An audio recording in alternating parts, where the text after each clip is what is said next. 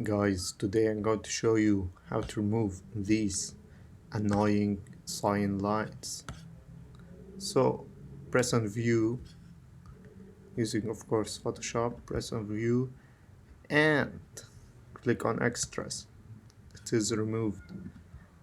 Also you can remove some guidelines and add a bunch of stuff such as ruler and others. Also you can clear the guides and show the guides. That's it. I mainly don't use any of those. Okay, guys, I do loads of tutorials. So if you want to check my channel, it's about video editing, Photoshop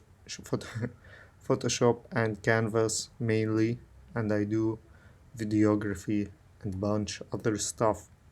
So check it out, and if you want to subscribe to help me out through this channel. Thank you, and see you next time. You also, if interested in videography, video editing, and how to make money making videos, subscribe to don't miss out.